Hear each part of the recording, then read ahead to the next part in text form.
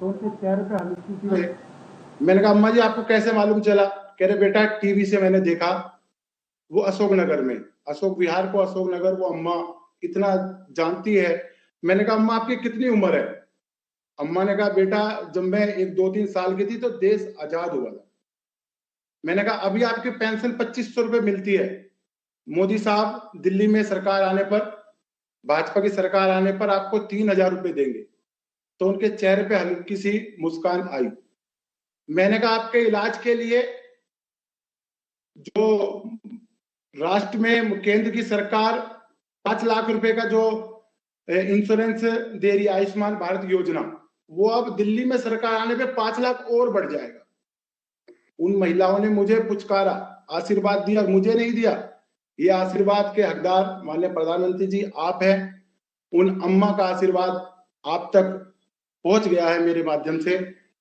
मैं उन अम्मा ने जो उनकी आंखों में एक विश्वास है भारतीय जनता पार्टी के प्रति, वो देखने लायक था। ये एक झुग्गीवासी को मालूम है सर। सुंदर जी, बहुत अच्छा। मुझे खुशी इस बात से हुई कि आप सिर्फ लोगों को पर्चा देकर के आगे नहीं निकल रहे हैं, आप उनसे बातें कर रहे हैं, उनके मन को समझने की कोशिश कर रहे हैं। और मुझे पक्का विश्वास है कि आपके साथ जितने लोगों ने सम्मा की बातें सुनी होगी, उनका माथा गर्व से ऊंचा हो गया होगा। देखिए, एक झुग्गी झोपड़ी में रहने वाली बुजुर्ग माँ भी हर बारीकी को समझती है। दूध का दूध और पानी का पानी करना, ये हमारे मतदाता की बहुत बड़ी ताकत होती है। और मुझे अच्छा लगा कि आप जमीन पे काम कर रहे हैं, लोगों से मिल रहे हैं, और आपने बिल्कुल जमीन की बातें बताई है।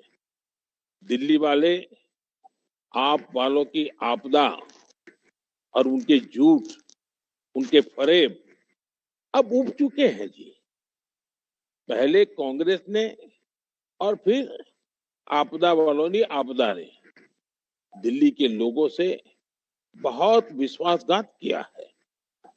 एक बात आपको समझनी है, आपकी ये आपदा वाले जो हैं, वो आज आपने देखा होगा हर दिन एक नई घोषणा करते हैं।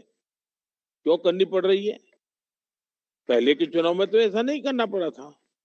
इसका मतलब है कि रोज उनको पराजय की नई नई खबरें मिलती जा रही है कि ये किला गया, ये मोहल्ला गया, ये इलाका गया, ये चाल गई, ये कॉलोनी गई। और इतने डरे हैं कि रोज उनको एक नई घोषणा लेकर के सुबह सुबह आ जाना पड़ता है, नया अनाउंसमेंट लेकर के आना पड़ता है। लेकिन अब दिल्ली की जनता को उनका ये नर्वसनेस जो है ना, इसका पूरा पता चल गया है, और ये खेल भी लोग समझ गए हैं। जब जब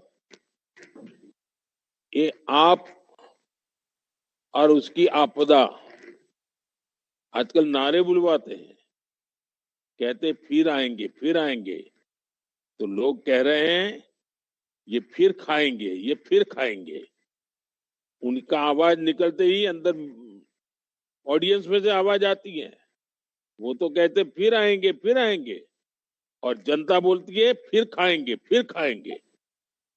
हमारे बूथ के हर कार्यकर्ता के पास ये आपदा वालों की पूरी पोल पट्टी अब छुपी हुई नहीं है, पहले से। पहले इनकी पोल खोलें और फिर अपनी उपलब्धियां बताएं। हम क्या करने वाले हैं ये एक एक घर में बैठ करके समझाएं, ऐसे चलते चलते नहीं जी। अब जैसे झुग्गी बस्तियों के लिए इन्होंने क्या क्या बातें नहीं की थी, उनकी हर बात आपदा बन गई। वो कहते थे झुग्गी में मकान बनाएंगे, बार बार कहते थे, बनाए तो नहीं, उसकी तरफ देखा भी नहीं। अब फिर से कहने लगे हम मकान बनाएंगे। अरे भाई 10 साल तो कर तो उसमें कुछ करने की फुर्सत नहीं मिली, गरीबों की तरफ देखा नहीं, और आज नई नई बातें कर रहे हो। भाजपा के हर बूथ कार्यकर्ता के पास तो भारत सरकार ने जो घर दिल्ली में बनाए हैं उसकी तस्वीरें हैं, जो लोग वहां रहने गए हैं उनकी वीडियो है। भाजपा की सरकार ने अलग अलग जगह जो पक्के घर झुग्गीवासियों को दिए हैं उनकी तस्वीरें आप लोगों को दिखाएं, अपने मोबाइल फोन में रखिए इसको। और वहां जो लोग रहे हैं, वो जिनकी खुशी है, उनके वीडियो उतार करके भी आपको हर एक इलाके में जाकर के दिखाना चाहिए। साथियों, बीते सालों में अलग अलग आवास योजनाओं के तहत, और जैसा अभी सुंदर जी ने बताया, दिल्ली में गरीबों के लिए 50,000 का आंकड़ा पहुंच गया है। और सुंदर जी, मैं आपको भी कहूंगा, आपने 30 कहा, अभी आंकड़ा 50 पहुंच चुका है। और इसलिए हम लोगों के लिए लेटेस्ट जानकारियां होना भी जरूरी है। लेकिन मुझे खुशी है कि आपको जानकारी है। आपदा सरकार को ये घर, 50,000 घर जो बने थे, उनको सिर्फ उनको पहुंचाने थे, कागज देना था। आप मेरे कार्यकर्ता भाई बहन, मुझे तो बड़ी पीड़ा होती है, कैसे लोग हैं 11 साल में ये लोग कागज देकर के भी पुण्य नहीं कमा पाए, भलाई नहीं ले पाए, क्योंकि उनको परवाह ही नहीं थी, क्योंकि उनका पूरा ध्यान एक ही बात पर था, शीश महल बनाओ, शीश महल बनाओ, शीश महल में नए नए सपने बुनो, मौज मस्ती करो। और जरा याद करो कैसी कैसी कसमें खाई थी, गरीबों को कैसे भ्रमित किया था। आज शीश महल देख करके हर दिल्ली वासी उनके झूठ को याद कर रहा है, उनके फरेब को याद कर रहा है। जनता के साथ किए गए धोखा का ये जीता जागता सबूत है शीश महल। इनके राज में शीश महल में एक एक सामान पानी की तरह पैसा बहाया गया, और इसके बाद इन लोगों ने दिल्ली को साफ पानी के लिए तरसा दिया। महात्मा गांधी कहते थे ट्रस्टीशिप का सिद्धांत, ये जो सरकारी खजाने के पैसे हैं ना, चुने हुए लोग उसके ट्रस्टी हैं, मालिक नहीं है। लेकिन वो मालिक बनकर के शीश महल बना रहे हैं, और दिल्ली की जनता पानी के लिए तरस रही है। साफ पीने के पानी की दिल्ली में कितनी बड़ी समस्या है।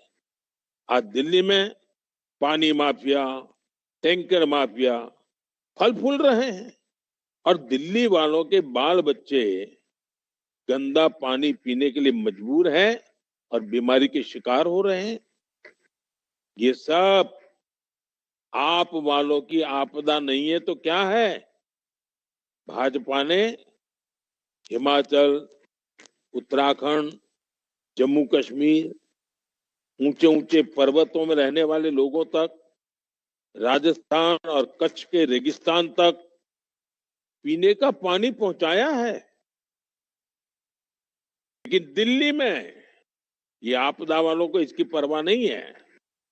अगर भाजपा वहां शुद्ध पानी पहुंचा सकती है, तो मैं दिल्ली वालों को विश्वास दिलाता हूं कि भारतीय जनता पार्टी की सरकार आते ही दिल्ली वालों के घरों में भी साफ पानी पहुंचाने का एक महाअभियान हम चलाएंगे। घर घर तक पीने का शुद्ध पानी न मिले, हम चैन से बैठने वाले नहीं हैं। साथियों, आपदा वालों ने दिल्ली की हेल्थ सर्विस को भी बर्बाद कर दिया है, उसमें भी घोटाला किया है। और भूलना नहीं है कि इन आपदा वालों ने क्या गुनाह किया था। यूपी, बिहार, उत्तराखंड, राजस्थान के जो साथी कई कई सालों से यहां सेवा करते रहे हैं, इन लोगों ने झूठ फैलाकर उनको दिल्ली से भगाने की साजिश रची। रातों रात बस पकड़ने के लिए मजबूर कर दिया गया। और आपको याद होगा वो सारे चित्र, कितनी भयंकर आपदा। ये आपदा वाले पूर्वांचल के लोगों को कितनी नफरत करते हैं, कितना जहर इनके दिलों में पड़ा है। वो कोविड के काल में दिल्ली से लोगों को जो भगाया था ना, वो बात कोई दिल्ली वासी भूलने वाला नहीं है। साथियों, भारत सरकार आपदा वालों को कई सालों से आग्रह कर रही है कि आयुष्मान योजना लागू करो। गरीब को, बुजुर्गों को 5 लाख तक मुफ्त इलाज मिलेगा, फ्री इलाज। अब उसमें भी इनके पेट में दर्द हो रहा है, देना नहीं चाहते, अहंकार बीच में आ रहा है। मैं दिल्ली वालों से कहना चाहता हूं, आयुष्मान योजना से कितना बड़ा फायदा है। अगर मान लीजिए हिंदुस्तान के किसी कोने में बहुत बड़ा चाइल्ड स्पेशलिस्ट अस्पताल है, बहुत बड़ा, मानो तमिलनाडु में है, और आपके परिवार के किसी बच्चे को ट्रीटमेंट चाहिए, अगर आयुष्मान कार्ड होगा तो आपके बच्चे की ट्रीटमेंट मुफ्त हो जाएगी। लेकिन ये आपदा वाले जो बातें करते हैं, जो अड़ंगा डाल करके रोक करके बैठे हैं, आपका बच्चे का क्या हाल होगा ईश्वर जाने। अगर आप व्यापार के काम के लिए गए हैं, पढ़ने के लिए गए हैं, कहीं कोई मुसीबत आ गई, बीमार हो गए, तो वहां की अस्पताल भी आपको मुफ्त में इलाज करेगी, क्योंकि आपके पास कार्ड है। लेकिन यही कार्ड, आयुष्मान कार्ड, ये आपदे वाले घुसने नहीं देते। क्यों? उनको दिल्ली के लोगों की परवाह नहीं है। साथियों, मुझे पक्का विश्वास है कि अब पूरी शक्ति एक एक मतदाता पर केंद्रित करिए।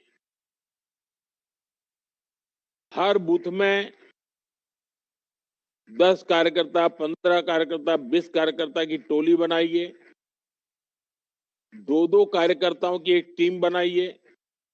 हर टीम को 10-10 परिवार का जिम्मा दे दीजिए, और अब 5 फरवरी तक उनको उस 10 परिवार पर ही ध्यान केंद्रित करना चाहिए। अगर पूरे पोलिंग बूथ के हर परिवार को आपने ऐसे काम बांट दिया, तो आने वाले 10-15 दिन में उनका इतना परिचय गहरा हो जाएगा, तो वो मतदान भी सुबह सुबह करवा पाएंगे। चलिए, काफी बातें की आपके साथ। आइए अगले अपने किसी साथी के साथ बात करते हैं। अब कौन बात करेगा मेरे से? नमस्कार प्रधानमंत्री जी। नमस्ते भैया। मेरा नाम रवि कुमार है। मैं मॉडल टाउन विधानसभा से नमस्ते। मैं मॉडल टाउन विधानसभा से बूथ नंबर 10 का अध्यक्ष हूँ। करते क्या है भैया? मैं एक ड्राइक्लीन कंपनी है, उसके अंदर व्यवसाय करता हूँ। अच्छा अच्छा, तो आप सच्चे अर्थ में सफाई का काम कर रहे हैं? हाँ जी, हाँ जी। तो फिर आप दिल्ली की सफाई की बारी आई है हमारे सबके जिम्मे। हाँ जी, हाँ जी, हाँ जी। जो बर्बादी की है। अच्छा देखिए रवि जी, हाँ जी, आप तो जानते हैं भाजपा ने मध्यम वर्ग को, मिडिल क्लास को देश की इकोनॉमी की रीढ़ माना है।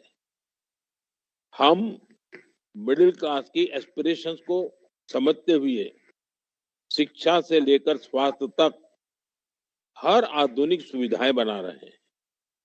लेकिन ये आप वालों ने आपदा ने दिल्ली में मिडिल क्लास को सिर्फ मुसीबतें ही मुसीबतें ही मुसीबतें दी हैं, समस्याएं ही समस्याएं दी है। आप जब कॉलोनियों में जाते हैं, खास करके मध्यम वर्गीय परिवारों से मिलते हैं, तो आपका संवाद क्या होता है, बातें क्या होती है, मैं जरा जान सकता हूं आपसे? हाँ जी, संवाद होता है सर। वो संवाद होता है, लोगों से बातचीत होती है, लोगों का रिएक्शन बहुत बहुत ज्यादा मतलब इतना खराब है आपदा के खिलाफ, बहुत ज्यादा। क्योंकि पीने के लिए पानी, लोग घर घर में पानी नहीं है पीने के लिए, लोग जाते हैं खरीद कर पानी पीते हैं, जिससे कि वो कहते हैं कि भाई हम इतने पैसे नहीं कमा सकते जो कि हम इतना खरीद के पानी पी सकें। और काफी गुहार लगाते हैं कि भाई हमारे गली मोहल्ले में पानी नहीं है, टूटी नालियां हैं, सड़कें भी टूटी हुई हैं। यानी शराब तो मिलता है, पानी नहीं मिलता है। हाँ जी, हाँ जी।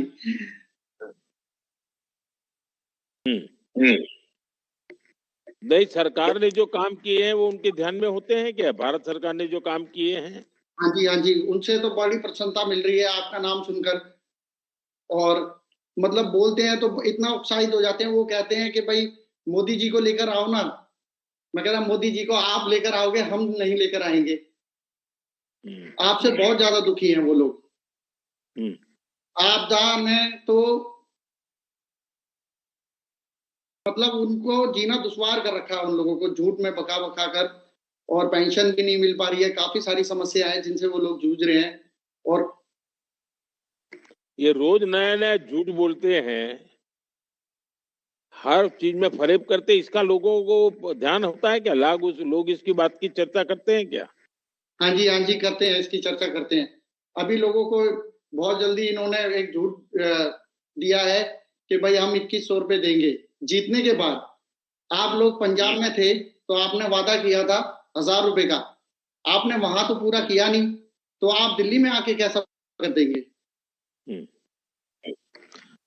देखिए, आप अपने मोबाइल से वीडियो वगैरह दिखाते हैं क्या लोगों को जब मिलने जाते हैं? तो इस प्रकार के झूठ की वीडियो। हाँ जी, हाँ जी, बहुत सारी झूठ की वीडियो दिखाते हैं इन लोगों को, और लोग कहते हैं कि हाँ ये तो सच बात है। नहीं तो उन्होंने देखी होती है पहले, कि आप देखने के बाद ही देखते हैं? नहीं, उन्होंने देखी भी होती है, हम लोग दिखाते भी हैं, ये देखिए ये क्या हो रहा है आपके क्षेत्र में, ना कोई काम हो रहा है ना। मेरा आपसे आग्रह, आपके पोलिंग बूथ में एक भी ऐसा नागरिक ना हो जिसके मोबाइल में इनके झूठ की सारी वीडियो पहुंची ना हो। खुद उन्हीं के मोबाइल में पहुंचाइए, वहीं उनके सामने लेकर के उनको आप फॉरवर्ड कर दीजिए जी, और उनको कहिए कि आप समय निकाल के पूरा परिवार देखिए। और हमारा कुछ नहीं है, उनके ही शब्द हैं। उन्होंने 5 साल पहले बोला क्या, आज क्या बोल रहे हैं? 7 साल पहले बोले क्या, आज क्या बोल रहे हैं? 9 साल पहले क्या बोले, आज क्या बोल रहे हैं? दुनिया तुरंत समझेगी। ये रवि जी, मुझे लगता है कि आप बहुत सारे साथियों के साथ एक बूथ को संभालने के लिए पूरी ताकत लगाए हुए हो। भारत सरकार मध्यम वर्ग का ease of living, middle class का ईज ऑफ लिविंग के लिए या ईज ऑफ ट्रैवल के लिए आज इतना सारा बजट खर्च करती हैं। हमने दिल्ली के मध्यम वर्ग की एस्पिरेशन को एड्रेस किया है। आज दिल्ली में चप्पे चप्पे तक मेट्रो पहुंची है, नेशनल हाईवे और एक्सप्रेसवे का जाल है, ये सब भारत सरकार कर रही है। दिल्ली के टॉप 10 बड़े अस्पतालों में से अधिकतर भारत सरकार के जिम्मे है। यहाँ कॉलेज और यूनिवर्सिटी पर भी केंद्र सरकार बजट खर्च कर रही है, पैसा खर्च करती है। दिल्ली में बड़ी संख्या में जो सरकारी कर्मचारी हैं, उनकी सैलरी भारत सरकार देती है। और दिल्ली में जो आप वाले आपदा ला करके बैठे हैं, वो क्या करते हैं? उसे अपने हिस्से का पैसा दिल्ली की गलियों में लगाना चाहिए था,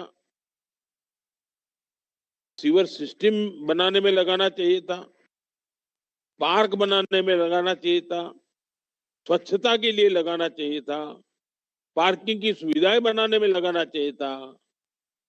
लेकिन ये आपदा वालों ने अपना एक भी दायित्व दिल्ली में निभाया नहीं।